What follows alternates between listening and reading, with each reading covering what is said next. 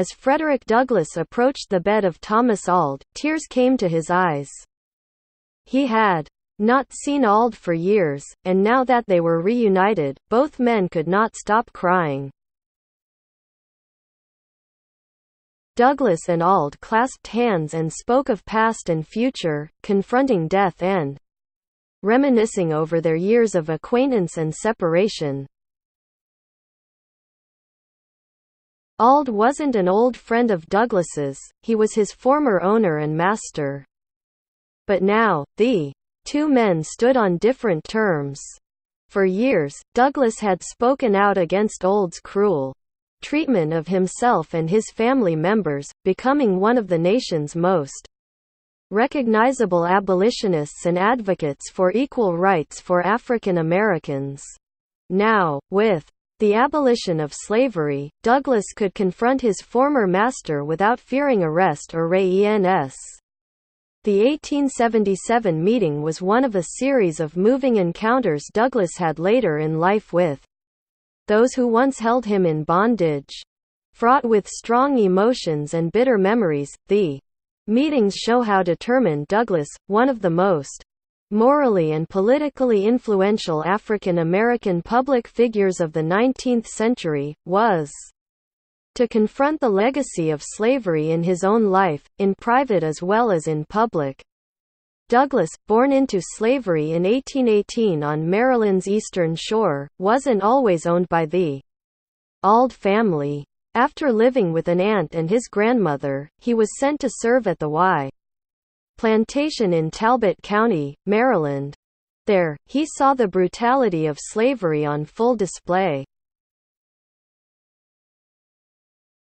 His owner and overseer, Aaron Anthony, fed slave children from troughs and mercilessly whipped slaves who did not obey his orders quickly enough.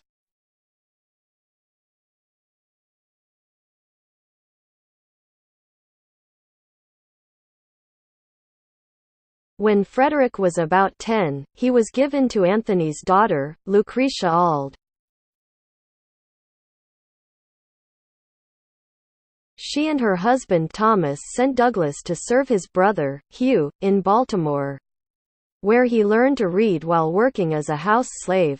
In 1833, after Thomas and Hugh got in a dispute, Thomas took back the slaves. Douglass returned to Thomas's estate the same year and resumed work as a field hand. Thomas was a cruel master, starving and beating his slaves and breaking up their attempts to worship, read and write. He leased Douglass out to other masters who attempted to break his independent spur. Eventually, Douglass returned to Hugh in Baltimore, fell in love and started a family.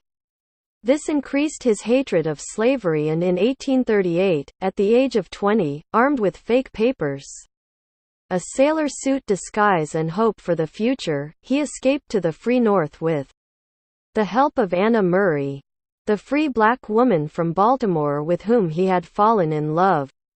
They ended up in Rochester, New York. As a free man, Douglass couldn't forget the people he'd left behind in Maryland, or the masters who had enslaved him. He became involved in the abolitionist cause, started publishing his own abolitionist newspaper, The North Star, and associated with notable abolitionists like William Lloyd Garrison in his fight against slavery. His first-hand descriptions of the cruelty of slavery were a potent weapon in the struggle against bondage, and Douglass became a renowned speaker.